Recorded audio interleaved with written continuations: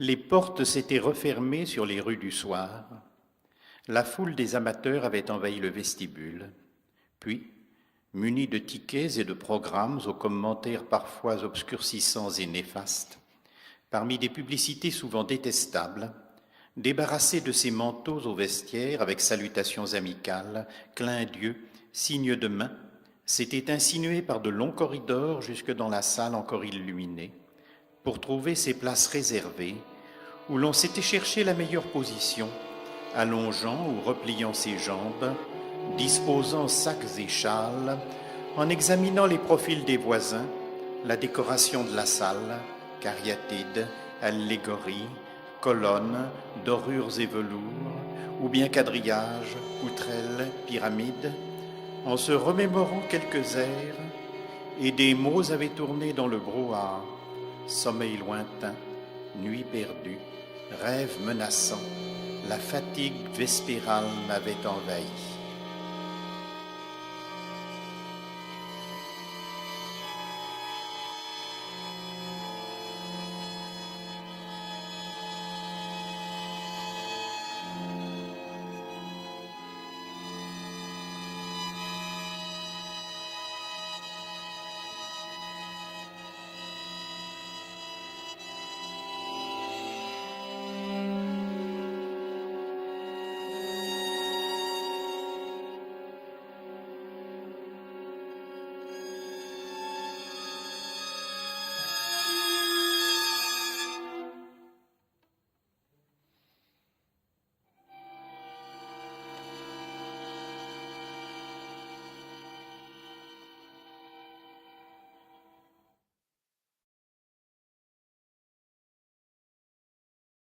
La lumière s'est mise à baisser progressivement dans la salle, où les mouvements et le vacarme se sont atténués peu à peu. Quelques retardataires sont entrés, dérangeant des files entières. L'ombre a rempli les recoins. Il est devenu impossible de lire. Par contre, sur la scène, l'éclairage s'est intensifié, concentré, attirant l'attention sur quelques chaises et pupitres, avec des partitions qui débordent un peu. Une harpe, un piano à queue, des instruments de percussion, gongs ou cloches, le matériel indispensable pour l'enregistrement ou la diffusion, microphones suspendus, haut-parleurs sépulcraux devant rideaux, panneaux ou tuyaux d'orgue.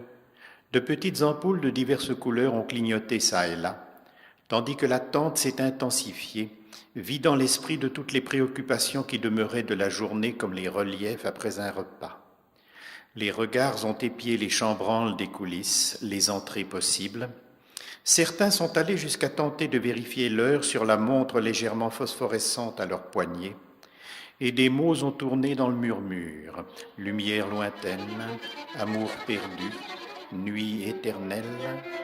Bientôt la fatigue boueuse et sableuse m'a envahi.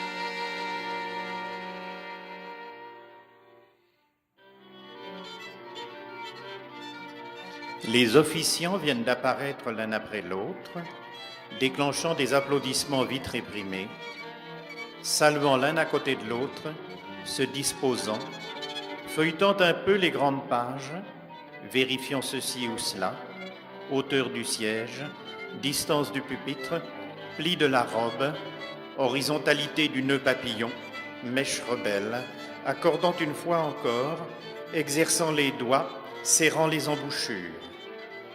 Quelques signes, mouvements d'yeux ou de menton, sourire d'encouragement, les mains et les bouches prêtes, après les bruits de pieds, froissements, raclements, tout, reniflement, le silence vient de s'établir.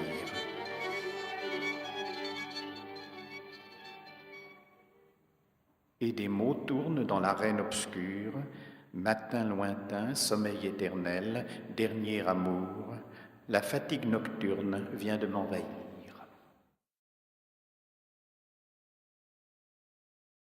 Le fauteuil s'allonge, les rues sont-elles encore là? Les voisins s'écartent, les portes sont-elles encore là?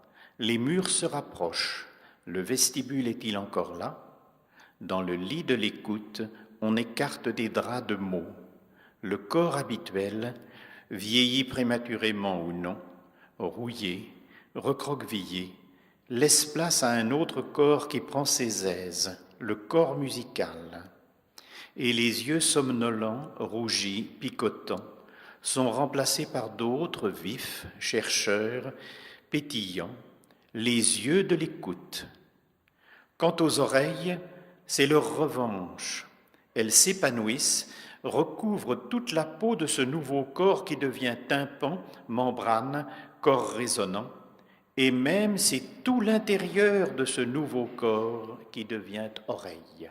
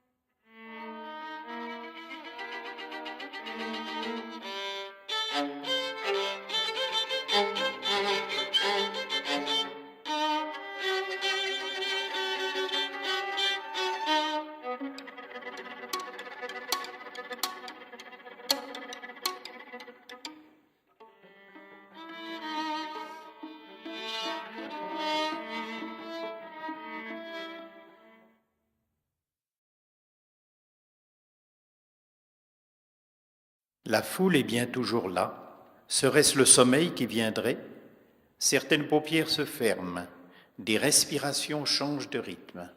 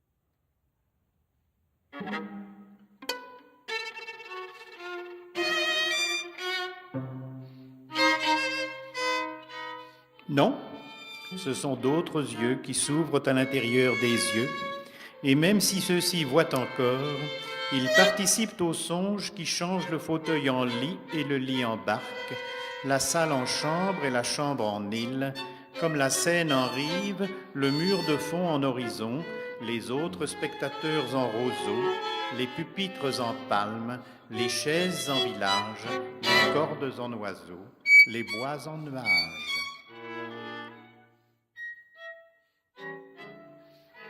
Et puis voici les montagnes et le vent de sable, et les replis de l'eau limoneuse, et le cristallement des sources.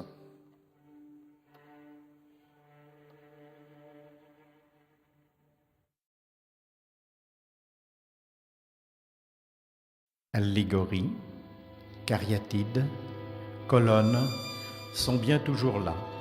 On peut revenir vérifier. Ou bien poutrelles, pyramide, quadrillage.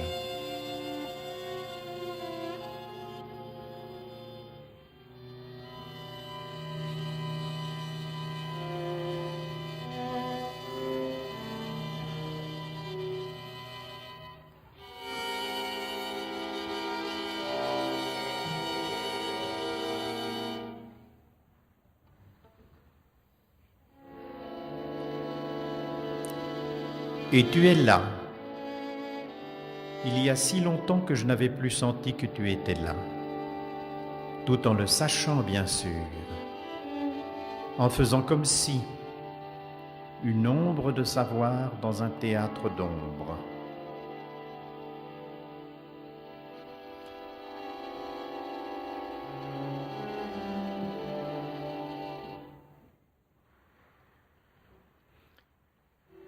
Sur la scène, les pupitres, avec leurs partitions débordantes, sont bien toujours là.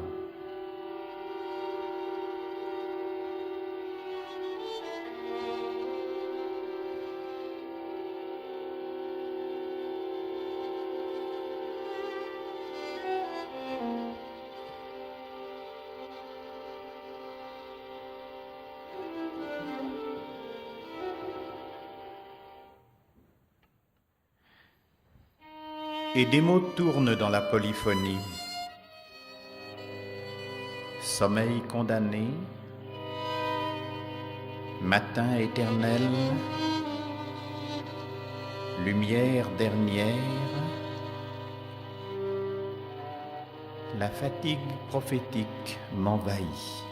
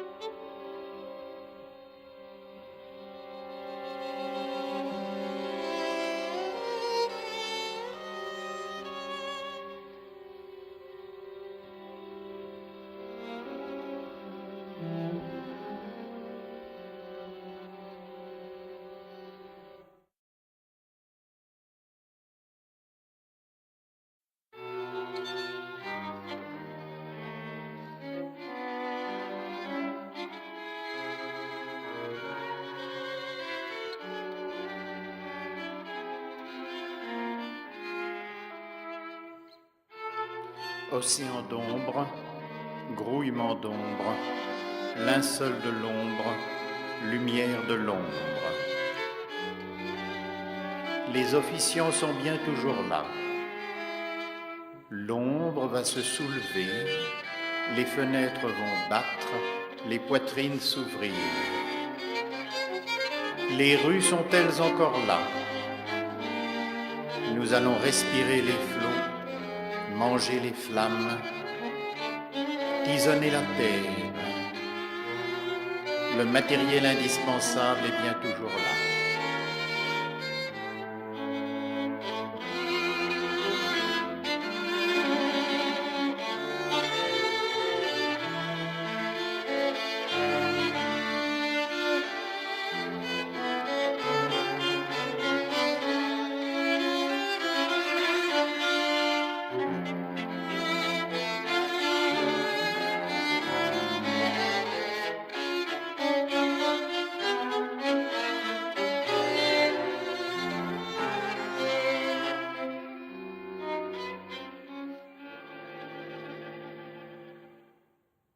Le hautbois va ouvrir les fleurs, le corps feuilleter les forêts, la main gauche fouiller les cavernes, les archets franchir les frontières.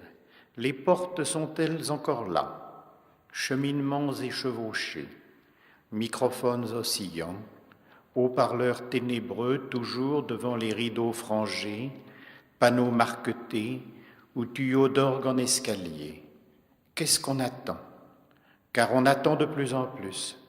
Ce qui va naître, jaillir, planer, plonger, songer, se réveiller, s'éveiller, découvrir. Le vestibule est-il encore là? Ici ou là? Ici et là. Surprise ou confirmation? Nostalgie ou projet? Les petites ampoules de diverses couleurs clignotent toujours çà et là. Une cariatide va se détacher de la paroi pour nous mener par le corridor qui va s'ouvrir maintenant sur un verger qui flotte à l'embouchure d'un fleuve entre port et montagne.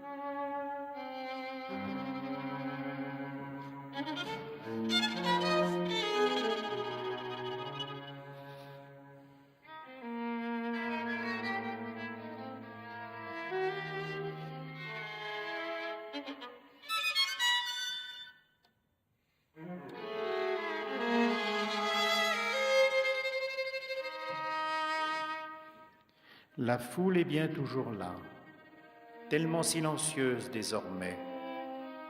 Mais une voix seconde murmure de bouche immobile en oreille transfigurée, de fil en fil, d'accord en accord, de stupéfactions en écho. Mais ce n'est pas même un murmure pour notre écoute quotidienne.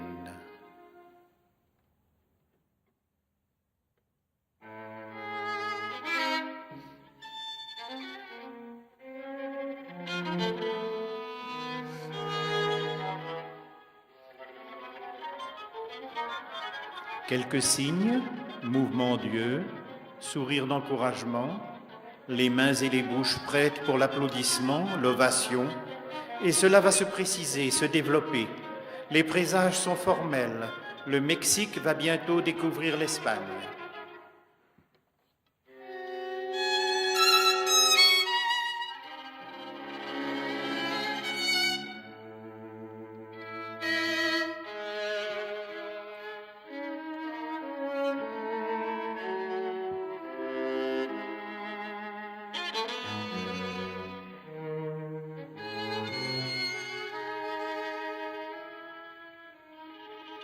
Le fauteuil s'allonge encore, colonnes, allégories, cariatides s'allongent aussi, et se courbent les pyramides veloutées, poutrelles articulées, quadrillages d'émaux ou marbrures.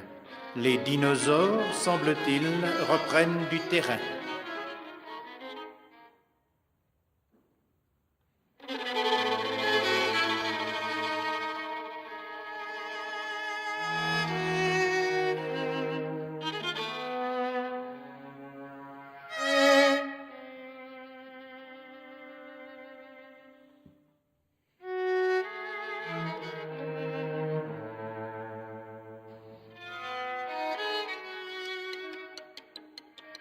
Dans le lit mouvant de l'écoute, on écarte des draps chamarrés de phrases.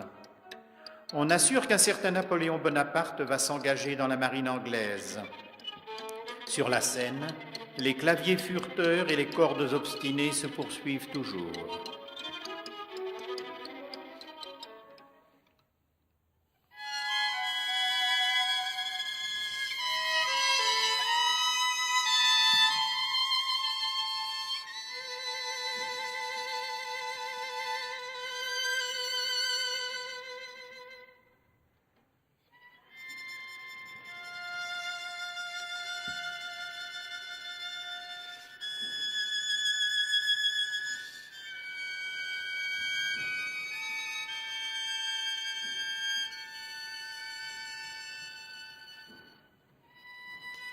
Amphion va mettre en marche son hélicoptère pour jeter les fondations du gigantesque igloo qui doit abriter au pôle Sud la nouvelle organisation des Nations Unies qui va succéder à celle actuellement logée par erreur dans la cité des aigles fantômes.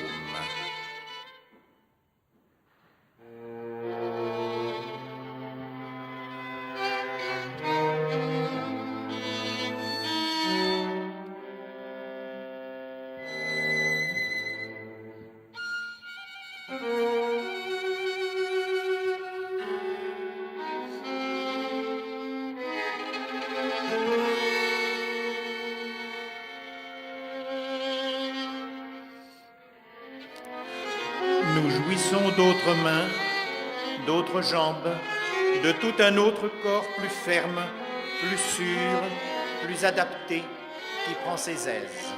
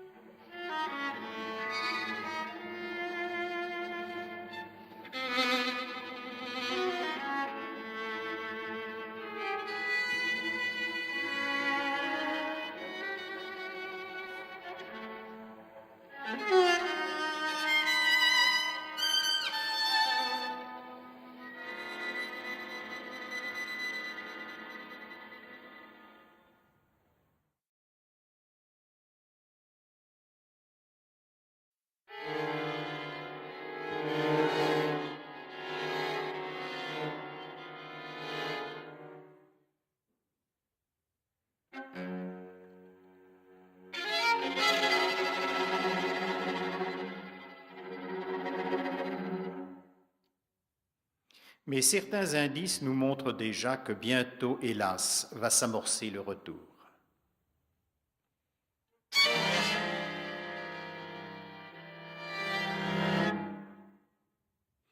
Les officiants tendus, transpirants, sont toujours là, mais cette lucarne tolérée 1 heure ou 2 doit inéluctablement, prétend-on, refermer ses volets.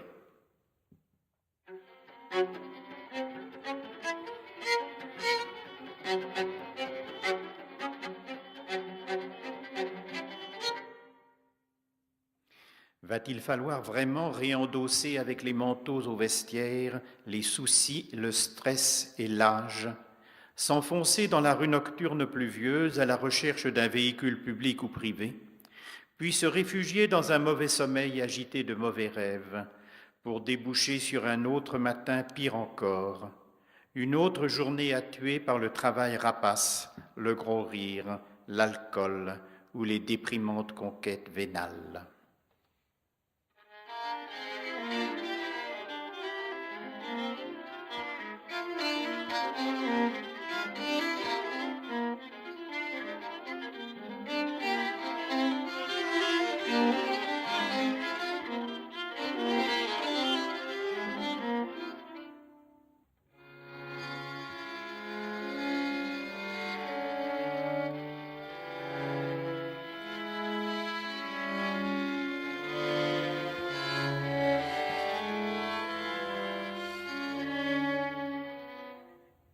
Anges entrevus, adieu. Allez-vous claquer si brutalement les grilles de vos paradis de douceur et fureur qui s'éloignent déjà, s'obscurcissent, et nous ne réussissons plus à les entendre que dans leur précipitation vers une heure fatale.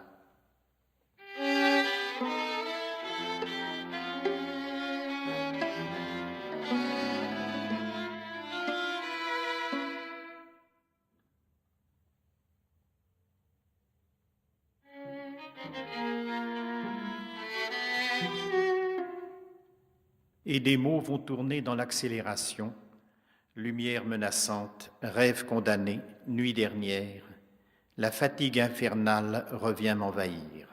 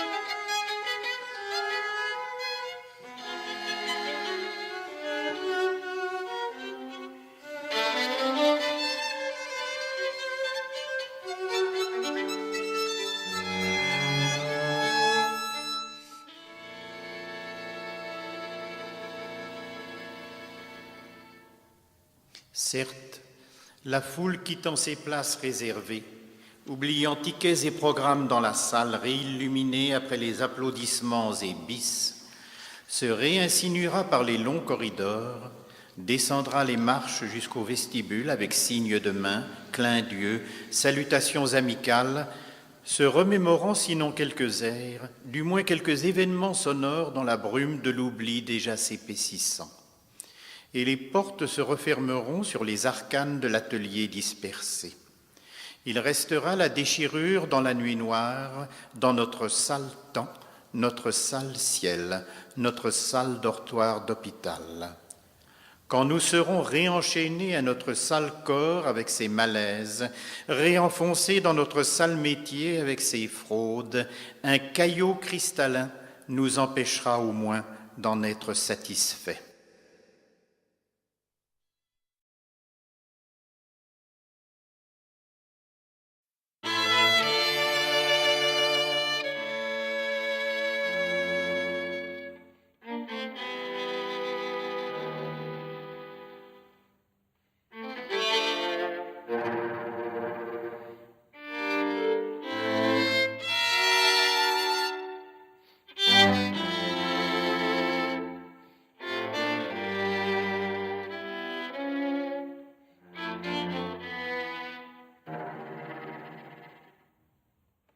La chambre de la terre s'ouvrira sur la salle du monde, qui donnera sur d'autres mondes.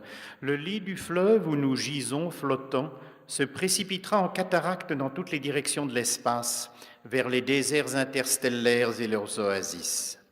Les députés de ce Parlement joueront en quelques nuits transfigurées la partition essayée ici. Et c'est alors seulement qu'on pourra les dire nos représentants. Sénateurs de la chambre forte, magiciens de la chambre noire, nous perfectionnerons nos chambres d'écoute pour étudier les dialogues de tous les nombres et nous lancer dans des voyages vers tous les ailleurs, nous, nos enfants, nos lointains descendants enfin méconnaissables. Seule cette espérance nous permettra de survivre après la blessure de ce concert. Et les mots se fixeront dans la transcription d'un hymne en toute langue.